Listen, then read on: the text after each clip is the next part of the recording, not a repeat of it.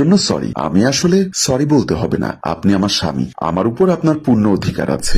রুমে গিয়ে রেডি হয়ে নিন, আমি নাস্তা রেডি করছি। অনেকগুলো দিন কেটে গেল, সে চলে গেল। অভয় আমাকে ভালো না বাসলেও আমি অভয়কে ভালোবাসতে শুরু করেছি। দিন যাচ্ছে, অভয়ের প্রতি আমার ভালোবাসা বাড়তে থাকে। অভয়কে নিয়ে আমি স্বপ্ন বুনতে থাকি। আজ সিদ্ধান্ত নিয়ে নিয়েছি, আজ অভয় সন্ধ্যায় বাসায় ফিরলেই ওকে বলে দেব, অভয় আমি তোমাকে ভালোবাসি। আর আমার বিশ্বাস অভয়ও একদিন না একদিন আমাকে ভালোবাসবে। রাত হলো, কলিং বেল বাজছে, নিশ্চয়ই অভয় এসেছে। আমি দৌড়ে গিয়ে দরজা খুললাম, কিন্তু হঠাৎই আমার মাথায় যেন আকাশ ভেঙে পড়ল। অভয়ের সাথে ওর ভালোবাসার মানুষটা দাঁড়িয়ে আছে অভয়ের বধূ হয়ে। অভয়কে জিজ্ঞাসা করলাম, কেউ কিছুক্ষণ আগে আমরা বিয়ে করেছি, ও আমার বউ মালিহা। আমি সাথে সাথে সেন্সলেস হয়ে পড়ে গেলাম। শাশুড়ি মা দৌড়ে এসে দেখেন আমি ফ্লোরে পড়ে আছি, আর অভয় আর তার সদ্য বিয়ে করা বউ মালিহা সেখানে হা করে দাঁড়িয়ে আছে। শাশুড়ি মা আবার উঠে তাড়াতাড়ি পানি নিয়ে এসে আমার মুখে ছেটালেন। আমার জ্ঞান ফিরল, কিন্তু জ্ঞান না ফেরাটাই বুঝি ভালো ছিল আমার জন্য। আমি সইতে পারছি না, আমার স্বামী আজ অন্য কারো হয়ে গেছে। শাশুড়ি মা অভয়কে অনেক গালিগালাজ করলেন। কেন তুই মধুকে বিয়ে করার আগে বললি না তোর আরেকজনের সাথে সম্পর্ক আছে? কেন করলি তবে আর একটা বিয়ে?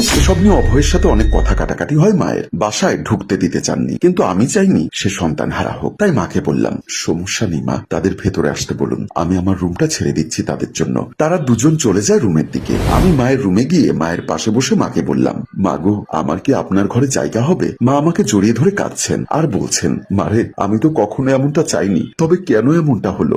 আমরা তো জীবনটা নষ্ট করে ফেললাম। না মা, আমার ভাগ্যে যা ছিল তাই হয়েছে। ভাগ্যের লিখন কি কেউ খণ্ডাতে পারে মা? মা আমাকে বুকের মধ্যে শক্ত করে জড়িয়ে ধরে কেঁদে যাচ্ছে। বিছানায় শুয়ে আছি, শাশুড়ি মাও একপাশে শুয়ে আছে। আজ আমার জীবনের সব থেকে ভয়ঙ্কর রাত। আমি বুকের যন্ত্রণা নিয়ে রাত কাটাচ্ছি, আর ওদিকে আমার স্বামী, না মালিহার স্বামী, তার স্ত্রী মালিহাকে নিয়ে ফুলসজ্জায় মত্ত।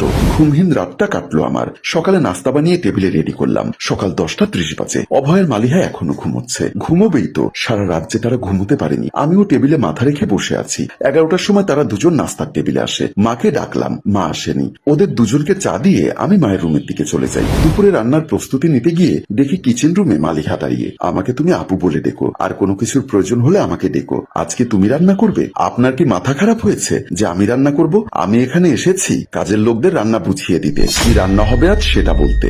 রান্না তো আমি আর মা করি, কাজের লোকেরা অন্য কাজ করে। তুমি আমাকে বলে দাও কি রান্না করতে হবে, আমি করে দিব। না, তার আর দরকার হবে না, আমি বাহির থেকে অর্ডার করে নেব। এই বলে মালিহা চলে গেল। পিছু ডেকেও কোনো লাভ হলো না। রাতে বাসায় ফিরে অভয় আমাকে অকথ্য ভাষায় গালিগালাজ করলো। তুমি মালিহার সাথে বাজে ব্যবহার করেছো কেন? আমাদের ভেতরে ভেজাল সৃষ্টি করবে না, বারণ করছি। পরবর্তীতে এমন কিছু দেখলে ভালো হবে না তোমার সাথে। মালিহা যাতে তোমার নামে আর বিচার না দেয়। মালিহার মিথ্যে অভিযোগগুলো অভয় বিশ্বাস করে আমাকে কাঁদালো। মা এসে অভয়কে ধমক দিয়ে বলল, বেশি করছিস কিন্তু, যা এখান থেকে। কাঁদিস না মা। না মা, কাঁদছি না, আমি একটুও কাঁদছি না। অভয় আর মালিহা